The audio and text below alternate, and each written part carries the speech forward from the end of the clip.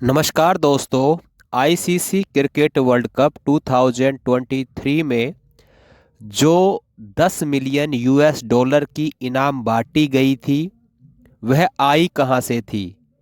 क्या यह पैसा गवर्नमेंट ऑफ इंडिया ने दिया था, या आईसीसी ने दिया था, या बीसीसीआई ने दिया था? क्या आईसीसी क्रिकेट वर्ल्ड कप से इंडियन गवर्नमेंट और इंडियन इकोनॉमी में कुछ फ़ायदा हुआ है?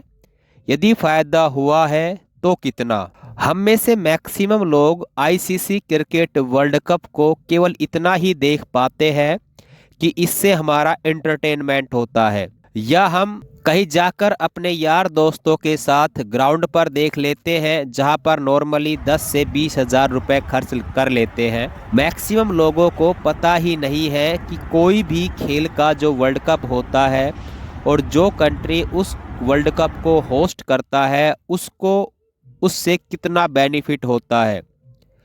आज बात करेंगे क्रिकेट वर्ल्ड कप से खिलाड़ियों और देश को क्या क्या फ़ायदा हुआ। अगर आपने नॉर्मली नोटिस किया हो, क्रिकेट वर्ल्ड कप के दौरान एयर टिकट स्पेशली उन सिटीज़ की जहां पर वर्ल्ड कप के मैच होने थे वो 200 गुना से ज़्यादा भी बढ़ गई थी।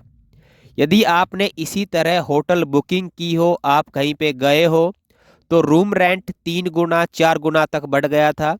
यदि आप किसी 5 स्टार होटल में गए हैं तो वहाँ पर रूम रेंट अप्रोक्सीमेटली 5 से 6 गुना बढ़ गया। ये बातें अमूमन सब लोग नोटिस कर लेते हैं, लेकिन एक इकोनॉमिस्ट इसको किस पॉइंट ऑफ व्यू से देखता है, इस बारे में आज बात करेंगे। इंडियन इकोनॉमी को इस वर्ल्ड कप से टोटल 2400 अर्थात 2400 मिलियन डॉलर का बूस्टअप मिला। यह पैसा इंडियन इकोनॉमी में आईसीसी क्रिकेट वर्ल्ड कप की वजह से आया। यह पैसा इंडियन इकोनॉमी में किस तरह से आया, एक बार उसको भी नोटिस कर लीजिए। टिकट सेल हुई 22,000 करोड़ रुपए की। टीवी स्पॉन्सरशिप से मिले 12,000 करोड़ रुपए। 10 टीम्स जो ट्रैवल कर रही थी एक स्टेट से दूसरे स्टेट, एक सिटी से दूसरे सिटी, उससे अर्निंग हुई 250 करोड़ की। जो विदेशी टूरिस्ट आए थे उनसे अर्निंग हुई 650 करोड़ की। जो डोमेस्टिक टूरिस्ट थे उनसे अर्निंग हुई 250 करोड़ की। जो गिग वर्कर्स थे उनसे अर्निंग हुई 1000 करोड़ की।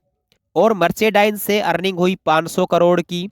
और स्पेक्टर एक्सपेंशन थे 500 करोड़ के। इस तरह अप्रोक्सीमेटली टोटल 1700 बिलियन डॉलर बनते हैं।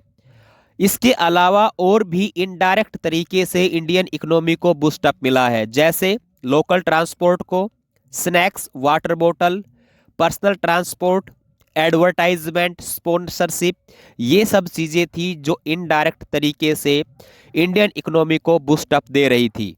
अब इंडिया में जो टीम खेलने के लिए आई थी उसको इंडिया ने total 10 million US dollar prize दिए हैं। उनका डिस्ट्रीब्यूशन कुछ इस प्रकार है।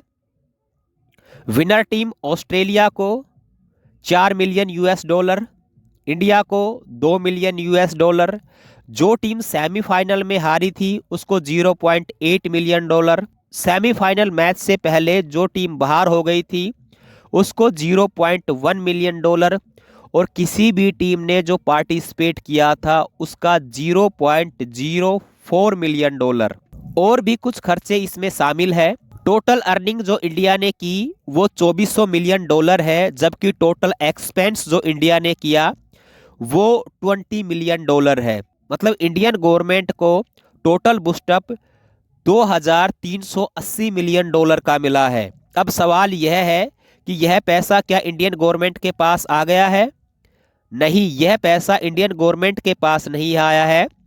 इस पैसे ने इंडियन इकोनॉमी को बूस्ट जरूर किया है, लेकिन किसी इंडिविजुअल ग्रुप के पास यह पैसा नहीं है। अब ये 10 मिलियन यूएस डॉलर जो इंडिया ने डिस्ट्रीब्यूट किए हैं, ये पैसा कहाँ से आया?